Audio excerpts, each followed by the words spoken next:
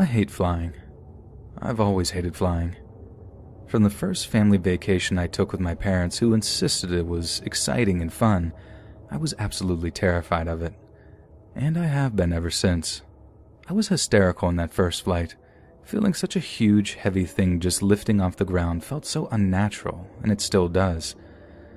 Not to mention the feeling I got when the plane banked to one side and all I could see were clouds on one side of us and the ground on another. Jesus, we were up so high. I still can't get over how tiny everything looks when you're taking off, and that just makes me imagine the feeling of a plane just stalling and plummeting back to Earth. I'm pretty sure I really embarrassed my parents that day, and I feel horrible about that. But my dad assured me it'd get easier with every flight, that eventually flying would be as mundane and boring as traveling by car. But it never did. It never got any easier. The only thing that got easier was suppressing how I felt about it.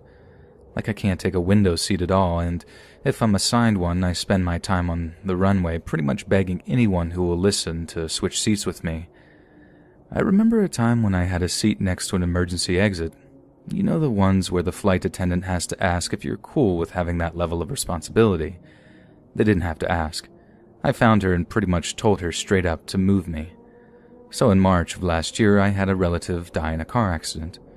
It was sudden, it sucked, and the funeral was arranged pretty quickly. Thanks to work commitments, I couldn't do my usual thing of taking the bus or the train across the country. I was forced to book a flight.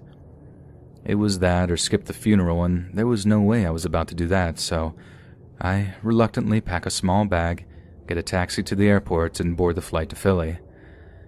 I usually just booze it up in the terminal bars, then continue to fortify myself on the flight. It always helps a little, just never quite enough, you know? And it was on this flight back home that I experienced the worst turbulence of my entire life. The kind that started out kind of gentle, just a little shaking on the plane while the fearful flyers like me gripped our armrests and prayed for it to end. But it got worse and worse and worse. The rougher it got, the more worried the passengers got, and that feeling of dread. My God, I just soaked it up as the plane continued to shake. It got so bad that the flight attendants started to look worried, and that's about the point that I felt myself having a full-on panic attack. It always kind of reassured me when there's turbulence, but the flight attendants look all chill like, this isn't anything, we get this all the time. But looking up and seeing the girls in those crisp uniforms looking terrified themselves, Jesus, that put the fear of God right into me. At one point, the plane was shaking so bad that one particular flight attendant had to grab seats either side of the aisle just to make her way down the plane. Babies were wailing. People were literally crying and praying for God to keep us all safe. The whole time, I'm just white-knuckling it, downing the booze bottles I had set up in front of me, and I'd be lying if I said I didn't say a few silent prayers myself, despite not being religious in the slightest. Then something happened that I'd never seen before or since. The plane hit some pocket of air so intense that it sent a jolt through the plane that was so heavy that it literally took the flight attendant off her feet. It threw her into the air and slammed her head off the top of the ceiling of the cabin. Passengers are screaming at this point as blood starts dripping off the poor girl's scalp, and she tries and fails over and over to find her feet. People tried to help her from the seats, leaning over and reaching out to her, but she was visibly stunned by the impact, to the point that she looked drunker than I must have been. I was convinced that plane was going down. I'd never heard of or seen anything like that kind of turbulence, and in a moment of horrible clarity, I accepted that I was going to die. I pictured my relatives at the funeral, getting the double whamming news that one of our kin had died, only for another to perish on a flight back home. That was the worst part, considering the heartache they'd suffer, knowing that I'd settled in for the big sleep, but they'd still be hurting, even more so than they were before. But eventually the whole thing settled down gradually, and as cheesy as it sounds, by the time the pilot came over the intercom to tell us that they were looking free and clear until Philly, the cabin I was in broke out into applause. I don't know what happened to the flight attendants. I mean, I imagine she got medical treatment as soon as we touched down, but I remember looking down the aisle and seeing her head all banged up, with blood having leaked down her face, mixing with the thick mascara she was wearing. Jesus, it really was like a scene from a horror movie. After another hour or so of flying, we touched down in Philly, and as we all departed the flight, pretty much every single passenger thanked the flight attendants for their professionalism and service. It was crazy how such an experience had created such a tight bond between all of us in such a relatively short space of time. I mean, some people were even hugging the flight attendants as they departed. Some had tears of relief in their eyes. Some were laughing and high-fiving each other, even making jokes about it being the most expensive roller coaster they'd ever been on, and how Six Flags was going to suck after this. I admit, I laughed hard at that last one, not because it was particularly funny or true, but just as like a release of tension. I'm serious when I said I'd come to terms with my own death, how it was the most painful and soul-crushing feeling I'd ever felt, but I'd still come to terms with it. And I can't even describe the new lease on life coming out of that mood that it gave me. Even today, I'm still a slightly different person than I was when I got on that flight. I'm much more positive. I make the most of the free time I have. I live every single day to the utmost. But one thing hasn't changed about me. Something that will never change no matter what happens. I still hate flying.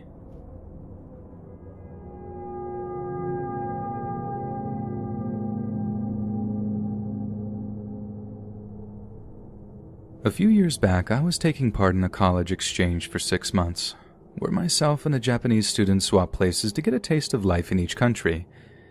It was honestly one of the most incredible experiences of my life. Japan is really weird by Western standards, but it's also full of some of the most wonderful, gracious people I'd ever met in my life. The way they think about life, even down to some minute details, is as fascinating as it is thoughtful, and going over there changed my life for the better.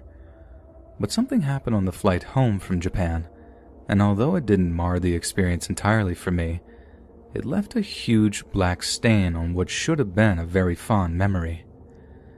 The flight home was a long one, a really long one, like 9.5 hours followed by another 10-hour flight. It's not easy being sat there in the same seat for that long at a time. I'm sure some of you know that. It feels claustrophobic, constrictive, and the fact that you can never really relax is just horrible. I suppose that's why people pop pills or plow through those mini liquor bottles just to gain some semblance of relaxation. So I'm in the middle of the second flight, 8 to 9 hour one that's going from Southern California to my hometown of Newark. I'd worked my way through most of the in-flight movies, and I'm sort of half watching this dumb sci-fi thing with Tom Cruise when I hear something over my headphones. I slide from off of my head to hear a woman, a few rows ahead of me, getting all panicky in a foreign language. I'm no expert, but I'm almost certain it was Chinese, but don't quote me on that. Anyway, she's clearly very frightened or upset about something, and keeps hammering on the little button above her head that someone's a flight attendant. A flight attendant comes by, trying to stay as calm as possible, but obviously can't understand what the woman is saying because of the language barrier. It takes a moment for the woman to find some medium of communication, and I watch as the flight attendant kind of leans into the middle seats for a moment before jolting back up and rushing off down the aisle with this look of horror on her face. Moments later, she emerges, calling out something that I'd only ever heard in movies up until that point. "Is there a doctor on the plane? Are there any medical professionals on the flight?" That's when I knew the situation was actually serious. That it wasn't just some poor Asian lady having a panic attack or something. The look on the attendant's face had told me enough, but this just made everything concrete. Something terrible had happened in those middle seats. Eventually, the flight attendant emerges from the business class section of the plane with a professional-looking man in a polo shirt, white hair, and glasses. This was obviously an English-speaking doctor she managed to find. He does the same thing the flight attendant did at first, leans in to obviously give the person a brief examination before suddenly bursting into action. He looks around for the biggest, strongest men he can find, then doesn't so much ask them for help as tells them to help. I know that might come across as him being rude, but the authority with which he spoke, it was powerful. No one questioned him. They just got up to help, like it was their duty. People are amazing when it comes to an emergency like that. The bigger guys start working on lifting someone out of their seat, pulling them from the middle row and carrying them towards the back of the plane. I got a glimpse at the person as they passed. An elderly-looking Asian man, and he was as pale as a ghost, completely unresponsive by the looks of things too. I look back to see the doctor performing CPR on the guy after they laid him down, working on chest compressions, blowing it into his open mouth. That was distressing enough, but one of the big dudes starts saying things like, "Come on, buddy. Come back to us. Open your eyes, man." You could hear the distress in his voice when it sank in that guy was dead, that he had no pulse and was not coming back at all. Some of the passengers were crying, others praying. It was one of the most intense situations I'd ever been in my entire life. So it's at this point that I look back to see the flight attendants had produced some kind of body bag from somewhere on the plane. I didn't even know they had those things on board. I mean, it was exactly the kind of thing you normally see in some Vietnam movie, this big plastic-looking bag with a zipper running up the middle.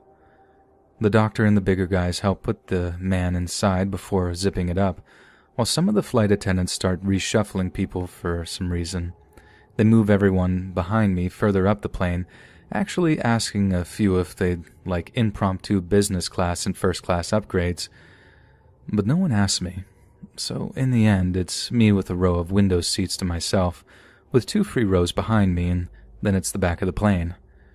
I really should have seen it coming and asked the attendants to move me too, but the whole thing was so intense, and everyone had so much to deal with that I decided it would be better to just not make a fuss.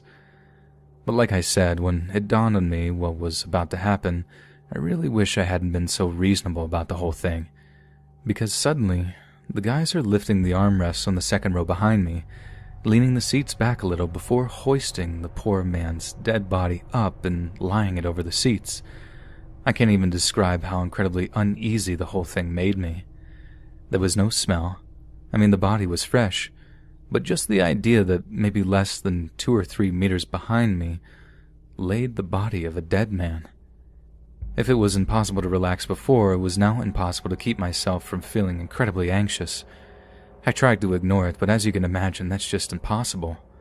I found myself looking back between the seats every so often, just peering back at the shining material and just knowing that that poor guy inside was just without a pulse. It was horrific.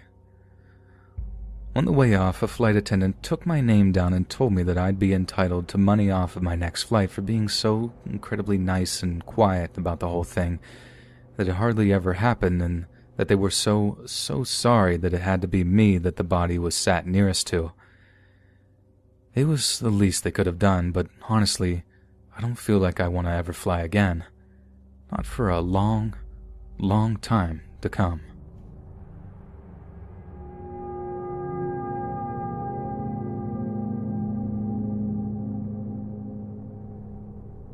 It is a slow night at the Sarasota-Bradenton International Airport in Florida.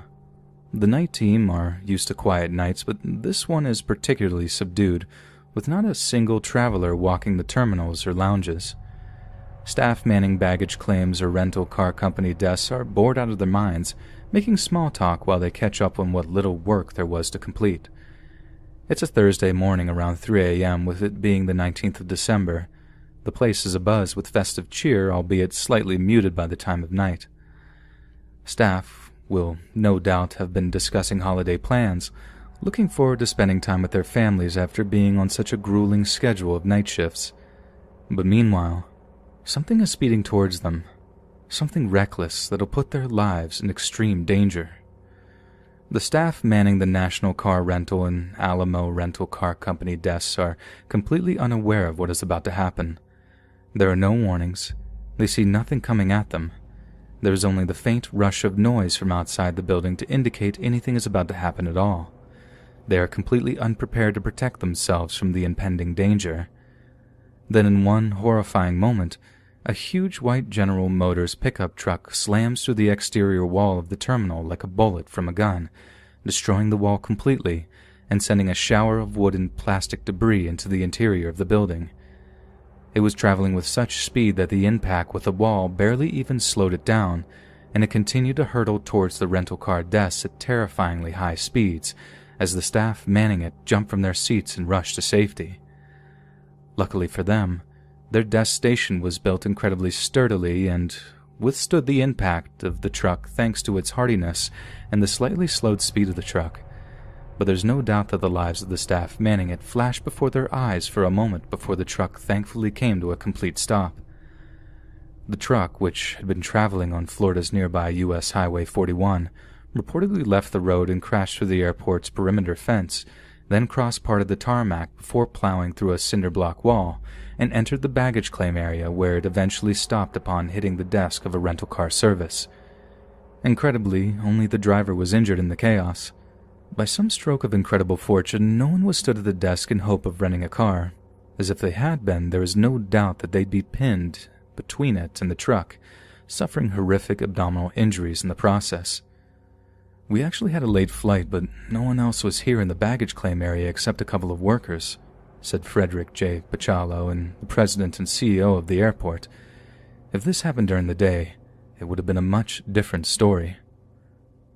The driver, Juan Macivas, was later transported to hospital, but the crash caused major damage in the baggage claim area to conveyor belts, the ceiling, windows, doors, and the walls, totaling around $250,000 in damages. Prior to the airport crash, Macivas was seen driving recklessly on U.S. Route 41, according to a Florida Highway Patrol release. The cause of the crash was unknown at the time, but incredibly, alcohol did not seem to be a factor, according to a press release from Florida Highway Patrol. But further research showed that Mr. Macivas had been charged with a number of DUIs in the past, as well as for driving on a suspended or expired license. It's a miracle that no one was hurt, but that doesn't take away from the fact that, for a few moments, in the wee small hours of December 19th, absolute terror struck the airport's occupants.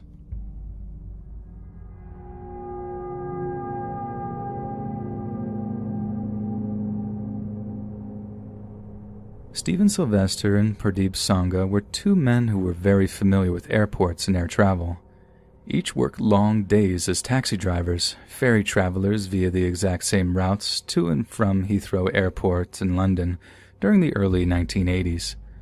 Whether the two men actually knew each other is unknown, but there is no doubt that they must have crossed paths at some point. However, there is no doubt that the two drivers have something in common, and not something that will have brought the pair closer together. Both men were murdered in separate attacks within 6 months of each other, each stabbed to death in cases that remain unsolved to this day. Here we will examine the facts of both incidents and see if we can't come to our own conclusions regarding their tragic, untimely deaths. Stephen Sylvester was 39 years old when he died and was working as a minicab driver for a company called Skyway Minicabs, which was located on Kingsley Road on Hounslow Underground Station, just 4 miles from Heathrow Airport. Stephen tended to work the night shift, and in the wee small hours of the 17th of November 1983, he drove back to the company's offices after driving a passenger from the airport to nearby Feltham. Around 2:30 in the morning, a dispatcher and other drivers returned home to get some rest, leaving Stephen alone to work his shift. At some point over the next hour, police reports state that Stephen will have left the office, presumably to pick up another fare. Whether or not he responded to an actual phone call or someone visited the office is unclear, but we do know that this is the last fare Stephen would take before he was murdered. I can only think of a few reasons why a taxi driver would get into the back seat of his own vehicle, but for whatever reason, that's exactly what Stephen did. And when he did, a bloody struggle ensued that ended with the driver being stabbed multiple times until the life left his body. His murderer then proceeded to pull his body from the back seat before placing it in the trunk of the car and driving to the airport and abandoning the vehicle in the short-stay parking lot at Terminal 3 sometime around 4 o'clock that same morning. But at the time, only the ground floor of the short-stay parking lot is accessible and is mostly used by night shift workers employed by the airport itself. Whether or not the killer was one of these employees or simply used it to escape justice by flying out of the country is another unknown in this case. But the fact of the matter remains that this was not a place to leave the vehicle and body if the killer wished it to be undiscovered. Regular checks are performed in this type of parking lot to ensure the right tickets and charges have been incurred. Drivers in violation of the parking rules are subjected to fines before the vehicle is quickly towed away. So it's clear that whoever murdered Stephen then placed his body somewhere it would be quickly discovered. He wanted people to know what he had done. Whoever Stephen's killer was, they would have certainly been soaked in the blood of their victim. Knife murders tend to be quiet and relatively discreet, but they are messy, and any potential witnesses would have certainly noticed blood-stained clothing, unless, of course, they were wearing all black clothes. There's a chance the killer could have visited a public toilet to wash the blood off, and using a disabled toilet would have given him all the time and privacy he needed, a terrifying thought that one could do so with near impunity. The police only began their search for Stephen 4 days after he initially went missing, obviously having to have waited for a missing persons report to have been filed by his employers or his relatives. But it didn't take long to find his vehicle and subsequently his blood-stained corpse, crammed cruelly into the trunk of his own taxicab. Police were baffled by the seemingly random and isolated murder, but that was only until it became apparent that the killer had struck again. Just half a year after the first murder, there was yet another slaying in the exact same area of London. The victim was a man named Pardeep Sangha, a South Asian driver who was employed by the company Blue Star Minicabs, located in Martindale Road near Hounslow. Pardeep was an unselfish man and actually helped supplement his father-in-law's income by driving his cab for a few hours during weekday evenings. Back in the 80s, most private hire taxis in the UK were not equipped with shortwave radios, so after completing each journey, they had no choice but to return to the company offices to wait for another fare. It was a Friday evening, the 30th of March 1984. Pardeep Sangha had already been occupied with about a dozen fares that evening and had returned to the company offices to await additional calls. Around midnight, someone called the Blue Star offices from a payphone located close to some traffic lights on the Great West Road. This particular payphone was only a short walk from the office, and it makes little sense that someone would waste the money calling when they could have simply made their way to the minicab company on foot. But what we know for certain is that the caller asked for a cab to drive them to Feltham, which, again, was not all that far from the offices themselves, maybe 20 minutes walk at the most. Around this same time, a man of large stature, who turned out to be a soldier as well as 2 young women, arrived at the offices, who coincidentally were also interested in catching a taxi to nearby Feltham. This, also with minor inconsistencies in the cab's company log sheet, confused police as to which fare Pardeep took first. Near to the payphone that made the initial call was a small wine bar known as the Boom Boom, as well as a South Asian restaurant called the Heathrow Tandoori, and it is entirely possible that whoever placed the call had been patronizing either one of those 2 businesses. But despite the close proximity and the number of potential witnesses in the area, not a single soul saw Pardeep arrive to pick up the passenger. What happened next is unclear. Neither the vehicle's supposed route nor the time frame made sense. But what we know is that Pardeep's vehicle was found completely abandoned and almost completely out of gas on a slip road just off of the A30, near to Heathrow Airport's southerly security fence. Someone had taken the keys from the ignition and attempted to wrench open the car's trunk, but had been unable to do so thanks to a mechanical failure. This all occurred most likely between the hours of 12:30 a.m. and 2 a.m. on Saturday the 31st of March, on a particularly busy stretch of highway that is frequented by very many lorries and trucks. Therefore, it is likely that someone at some point noticed the stranded vehicle and called it into the local police force. Then, just after 2 a.m., Pardeep Sangha was found slumped behind the passenger seat of his vehicle by police that arrived on scene. He had been stabbed to death in a frenzied, sustained attack that left his body with more than 30 individual stab wounds. They also observed that a few of Pardeep's credit cards were missing, along with a small amount of cash from his wallet. Pertaining to his last detail, it's entirely possible that the motive could have been a robbery gone wrong, but it's much more likely, given the murder had almost the exact same modus operandi as the Sylvester murder, and that the killer simply wished to mix up the details a little in order to throw potential investigators off of his scent. But regardless, the Metropolitan Police puzzled over the motives of the killer. Given that Stephen Sylvester was of Afro-Caribbean extraction and Pardeep Sangha was South Asian, could it be possible that the motive was racism? A slim possibility, but one to consider nonetheless. A police statement regarding the murders stated that they wished to question a man of larger stature in connection with the murders, but would not elaborate on why they wanted to do so. However, we know from further investigations that a replica Fairbairn Sykes commando dagger was deliberately left under the passenger seat of Stephen Sylvester's cab. Police quickly ruled out the possibility that this was Stephen's own knife, as it bore none of his fingerprints, and such items are relatively rare, and often seen as purely collector's items. It appears the killer had deliberately left it there, possibly as some kind of calling card to clue investigators into his identity, or to throw them off the scent.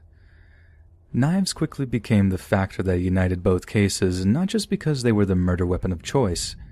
In the case of Pardeep's murder, a U.S. Army trench knife commonly issued to U.S. Army Green Berets was found just over 2 miles away from the A30 highway, hidden behind a GPO junction box. Police tested blood samples and quickly confirmed that this was the murder weapon used to take Pardeep's life. But there's another interesting fact surrounding the man's murder. You see, Pardeep was of the Sikh religion, and one of the pillars of the religion is the idea that men should always carry a small ceremonial knife, known as a kirpan. This one in particular had a blue band around it, which was never discovered and evidently taken as some kind of trophy. As stated previously, both cases remain unsolved to this day, but there are a few questions and interesting details that, if explored, could shine light on the killer's identity, whereabouts, or true motives. For example, there were a bunch of small keys found in the rear of Stephen Sylvester's car, and the Met Police could not seem to fathom why they had been left there. When taken to a locksmith, the expert key cutter present was certain that they were for a clock, either to wind an old one, but there was no doubt in my mind that if they had found the particular clock that these fit, that they'd have some kind of break in the case. Another key question would be just who exactly used the payphone to call in Pardeep that evening, the one so close to the cab office that it made very little sense for them to use it. Like I stated previously, the cab offices were just around the corner. The only reason I can think that that person didn't walk there would be to avoid being identified by potential witnesses, as well as avoiding any CCTV cameras present on the way or in the offices themselves. However, in the aftermath of Pardeep's murder, a few truck drivers who were using the A30 in the wee small hours of the 31st of March came forward with information. Witnesses told of a man standing near a vehicle with taxicab markings, and was described as being in his late 30s to early 40s, wearing a gray two-piece suit with gray or sandy-colored hair. There's a possibility that he was merely a passerby, a man who had pulled over to simply offer to help someone in need. But if that was the case, where was his vehicle? No eyewitnesses reported an additional car parked up at the side of the road, so we can deduce conclusively that this man was indeed the passenger at the time, and if he was the passenger, he was also the man that murdered Pardeep and took his ceremonial knife as a trophy. It has been 37 years since Stephen Sylvester was murdered whilst working his night shift, and police are no closer to uncovering the truth of his killing than they were back then. There are many, many uncertainties surrounding such a case, but one thing is terrifyingly uncertain, that a cold, calculated individual, who was psychopathically obsessed with knives, was able to plan and execute 2 murders and get away scot-free. In all likelihood, there is a man walking around London today going about his daily life who has fond memories of those 2 nights in 1983 and 1984 when he indulged in his murderous fantasies and made them a reality. There's every chance that every so often he opens up a small, locked cabinet hidden away in his home and takes out a small ceremonial Sikh dagger and feels the cold brass in his palm, taking him all the way back to that night when he took Pardeep's life. And there's also a distinct possibility that the man takes an immense amount of pleasure in knowing that he's walking around with impunity, even given the fact that he took trophies, left clues, and was actually spotted by witnesses. For all intents and purposes, he outsmarted one of the oldest, most effective branches of law enforcement the world has ever known. He has taken his place alongside the likes of Jack the Ripper and Jill Dando's murderer, who were able to commit some of the worst crimes in history and remain completely undetected. We can only hope that the families of the slain can find peace in some manner, even when their relatives died in such grisly, mysterious ways.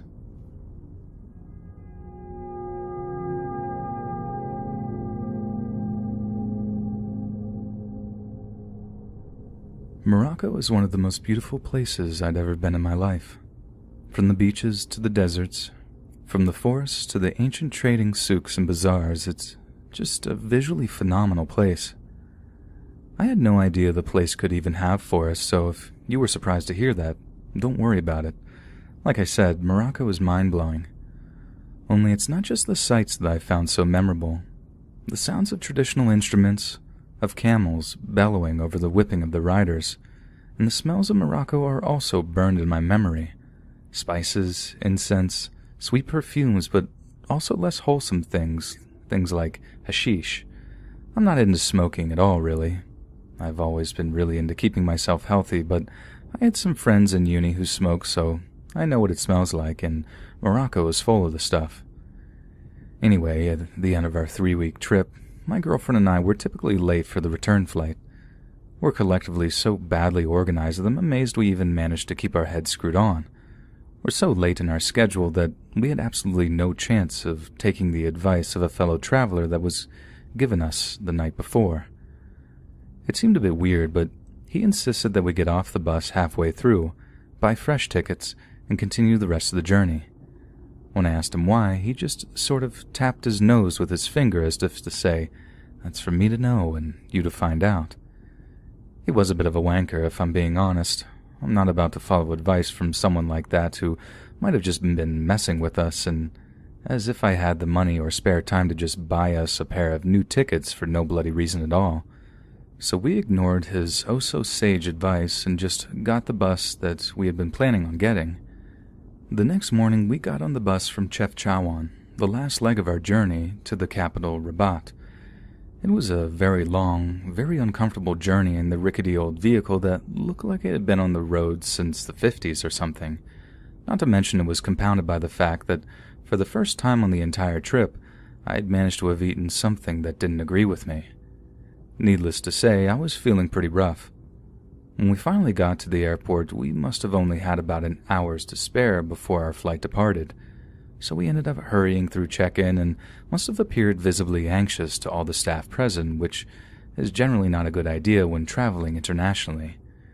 We also had a lot of Moroccan currency to change back into British pounds, and I remember the cashier looking rather suspicious at the fact that we had so much and that we seemed to be in a big rush to leave the country. In a rush to leave, and in my case, in a massive rush to find a bloody toilet so I could, see to some personal business resulting from that dodgy lamb tagine I'd had the previous night. Of course, it was Sod's law that the blokes in security pulled us up to one side for a closer inspection of our luggage.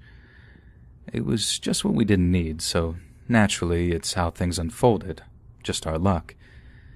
And after clearing out pretty much everything we'd packed, he decided he should summon another member of security to take a further look. I then made the near-fatal mistake of informing him that I really needed to visit a restroom while we waited, explaining in my terrible Arabic that I had an upset stomach, pointing dramatically to my belly and making strained faces. He asked me in broken English, like, "Have you swallowed anything?" And I take this to mean him asking if I'd taken any medicine for it, to which I nod and reply that I'd taken some stool hardener, but that they hadn't seemed to help in the least bit. It was only then that it dawned on me that we each had a completely different understanding of what the situation was. Somehow I'm guessing that he'd seen our bus tickets and he knew where he'd traveled from, and starts explaining that Chefchaouen is a big hashish-producing region and that I'd require further inspection before I'd be allowed to board our flight. My heart sank. He thought I was a drug smuggler. I mean, I wasn't worried about them finding anything, as I wasn't what they suspected me to be at all, but all the delay meant that we might miss our flight home, which would be a huge inconvenience at the time when we didn't need any of that at all. Not only that, but them not finding anything meant that the inspection might get very, very thorough, if you catch my drift. I had previously been in physical danger of completely soiling my pants from the tagine, but now it was fear that became a clear and present danger to the integrity of my underwear. I tried to explain that I needed the loo, but by then, 2 armed police officers with sniffer dogs had appeared, and we were pretty much frog-marched into the corner of the security area while we waited, confident, if a little nervous, for them to check our bags. I was then escorted to an interview room where a Moroccan immigration official literally poked at my stomach whilst asking me a series of questions in perfect English about my drug consumption habits. He asked me if I knew that Chefchaouen was a big hashish-producing region, and I told him that I knew it was made all over Morocco. He asked if I'd ever been offered any whilst in country, and I replied honestly that I had. Big mistake. He turned to his colleagues, smiled, and said something in Arabic which I'd almost was certain would have translated to, "We got one." After a bit of talking among themselves, the immigration official tells me that I'd have to wait while they brought in a doctor to examine me. Once again, I tried to explain that there had just been a horrible misunderstanding, and that all I had was an upset stomach, nothing illegal on me at all. I begged for them to let me go to the toilet, but the more I did so, the more certain they seemed that they'd caught me out and that any toilet trip would inevitably be to hide the evidence. My girlfriend was in tears as we waited. The whole thing was grimmer than grim because the officials seemed to be taking a remarkable amount of pleasure in my suffering. I get that it's because they thought that they caught a smuggler and they probably get a commission or something for doing so, so I can't really blame them for that. But it just made the situation so much worse. Eventually, they announced that the doctor in question had arrived to examine me, but I didn't see any bloke in white and a stethoscope, only the original 2 security officials who had pulled us aside in the first place. It was horrifying.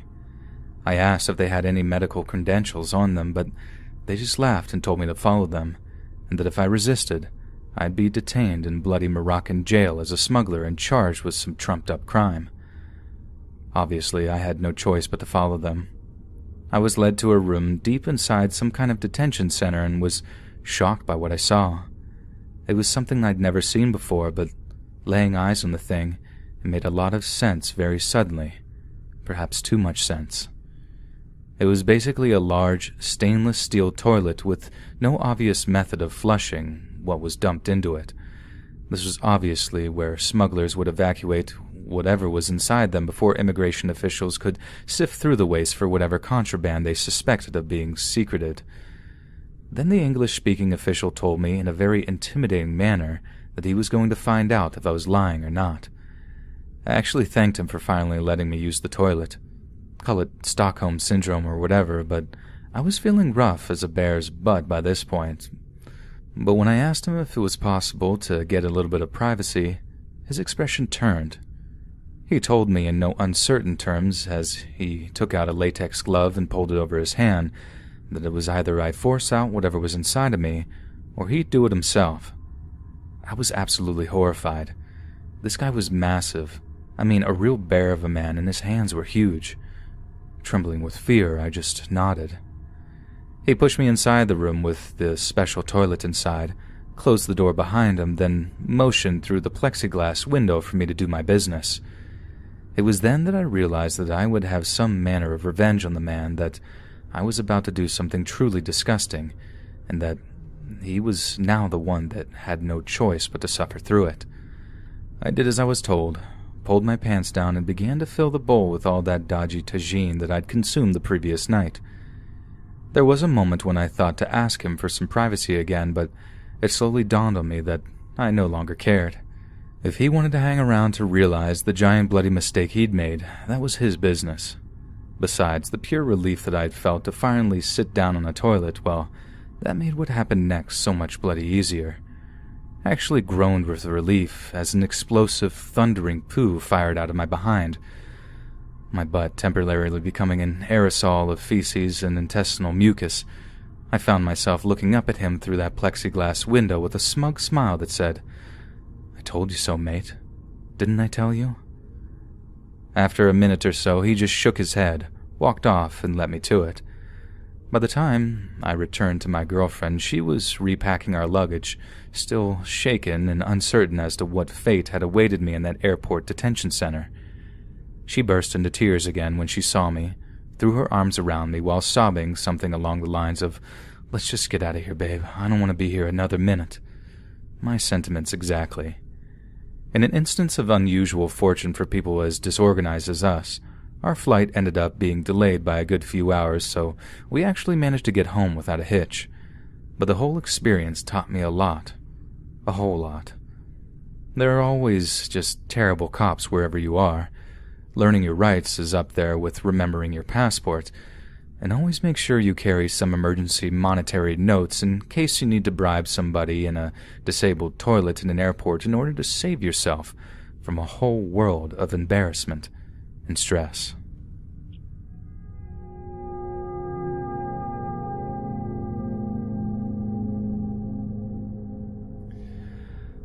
I don't fly anymore. I used to. A whole bunch, actually. It was a big part of my job to fly around the country to pitch investment prospects at meetings held for wealthy hedge fund managers. It was a cushy job.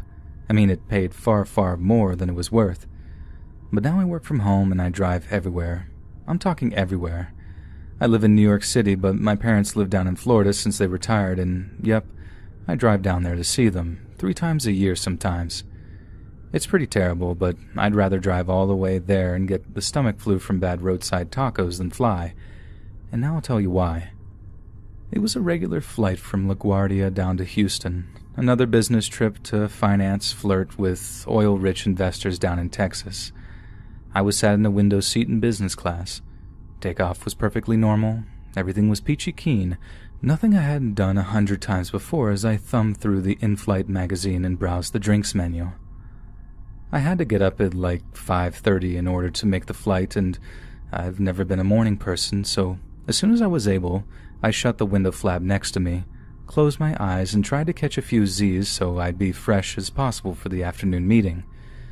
Then, just as I'm about to drift off, I hear a loud pop noise. In my wary state, I actually thought it was a champagne bottle being opened by some celebratory suit who was opting for the fizz breakfast. I look around and no one has a bottle. There's no attendant with an ice bucket, nothing like that.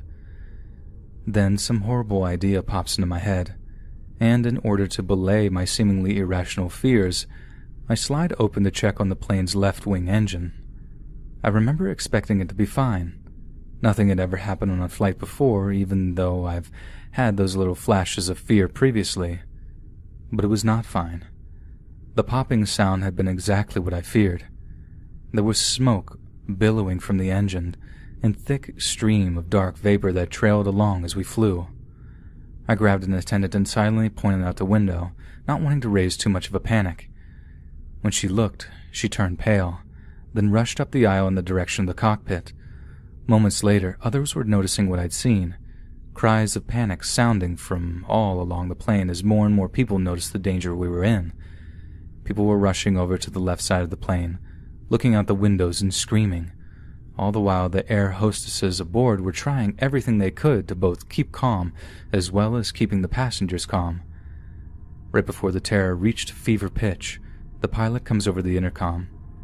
I think that was the weirdest, most surreal moment of my life when people were losing their freaking minds, but the captain was calm enough to the point of seeming almost bored. I suppose that's just the level of training they receive. The captain tells everyone to keep calm and to go back to their seats, and that the plane will be making an emergency landing at the nearest airport, which by that point was an airport in Norfolk, Virginia.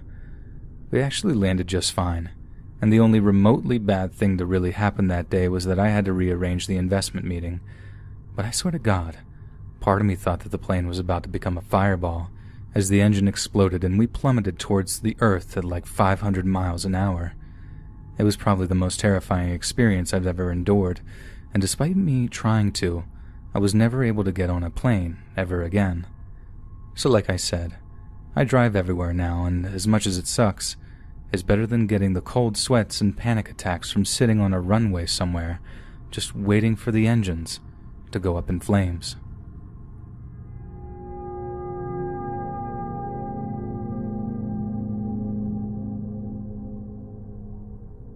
I work as an air traffic controller over at Sky Harbor International in Phoenix, Arizona. It's a career I dreamed of ever since I was a kid, and my dad used to take me to the exact same airport I work at now to watch the planes roar over our car before landing on the runway. I wanted to be a pilot at first. Flying those things would have been the coolest thing ever, but I didn't have the 20/20 vision required to be one. It was heartbreaking at first, but my dad, being the wonderful father that he was, reassured me that there was more than just one career for a plane-obsessed kid like me. So I worked hard in school, got into college, worked even harder there, then many years later landed a job working my beloved aircraft as an air traffic controller. What I'm about to tell you is the story of an incident which occurred in July of 1997, when I was still relatively young and inexperienced. In order to make the tale more understandable to the layman, I will try to avoid as much technical aviation jargon as possible and keep the narrative clear and concise as to not bore the pants off of you all. But please understand, this is something neither myself nor my colleagues have ever been able to fully explain, so if it seems like there's a lot of holes in the story, that's because there are, for me, as well as for you. So I'm sitting in the air traffic control tower one night, fighting off the fatigue with cups of strong black coffee. I think I used to drink about 7 or 8 cups some nights, just one after the other on occasion when the tiredness began to really take hold. One of the things that majorly sucks about starting off in that particular profession is that you basically have no choice but to be on night shifts for months and months at a time. Since air traffic is generally slower at night, it gives new employees a chance to really get used to the whole routine of guiding an aircraft. That is until they're experienced and confident enough to take day shifts when things can get much more intense with holding patterns, basically a cue to land that happen to be about 20,000 feet up, and multiple simultaneous landings. People's lives are at risk in a job like this, and it's kind of scary how much power is put into the hands of just individual men and women. Anyone who's seen the whole of Breaking Bad will know that we can cause or prevent the most wanton acts of destruction ever seen by human eyes, and I'm sure you won't be surprised when I tell you that we undergo regular fitness and psych evaluations to ensure that we're all at our best while performing our jobs. But anyway, one night I'm sitting there with my supervisor on break when I get a blip on the radar console in front of me. Usually when this happens, you see the little blip pop up on your screen, along with a little label that basically gives you the first flight number, and thus all the information on where the aircraft has come from, its size and model, stuff like that. Only instead of saying AZ-104B, this thing has like XAX000X001. That's not exactly how it is, but it'll give you an idea of how unusual it was and how I immediately recognized that something was very different about this approaching aircraft. So I do my usual thing of tuning my radio set onto the frequency that I suspect the approaching aircraft will hear me on, then just about throw the headset off myself when this horrendous, high-pitched whine, only a few pitches lower from making my ears bleed. I immediately tune out and ask one of my available colleagues if they are picking up that tinny sound on the same channel. They check, get the same thing, just about throwing their headset off with a yelp before telling me something must be up with the aircraft's communication system to try to talk over it and guide them in regardless. If we didn't, there might be an accident, and in air traffic control, 1 or 2 little slip-ups could mean hundreds, maybe even thousands of deaths. So as a dumb trainee, I start doing as I'm told, running through the usual protocol and giving them their range and direction to the nearest available runway. Only there's absolutely nothing coming from the aircraft. In fact, the only thing that I can hear over the metallic screeching is a slight change in the pitch and tone of the whining noise, with the occasional metallic clicking sound being heard throughout the general din. That's about the time that I realize that whatever is out there in the sky isn't moving at a steady speed. It's moving and stopping over and over again, or at least that's the picture I was building up from watching it on the radar.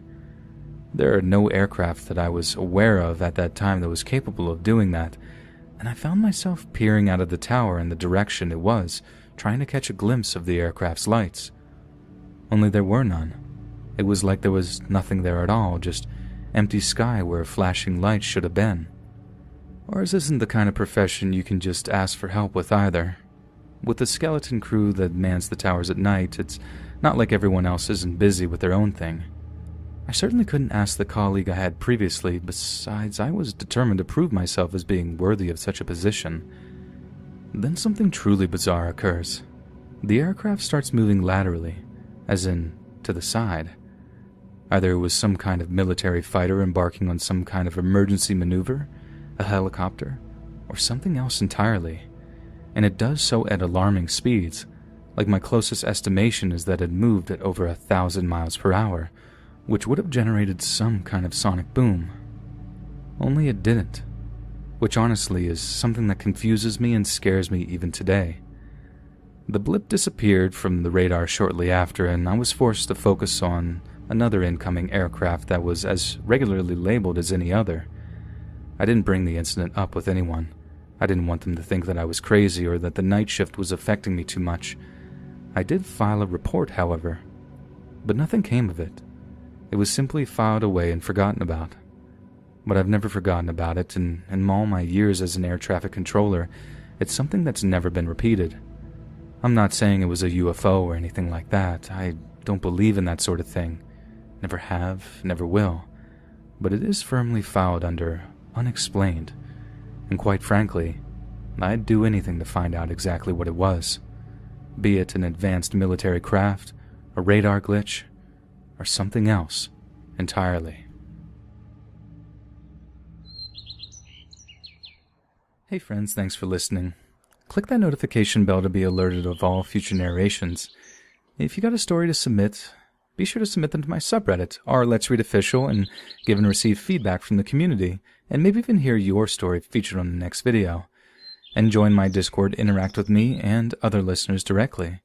And if you want to support me even more, grab early access to all future narrations for just $1 a month on Patreon, and maybe even pick up some Let's Read merch on Spreadshirt.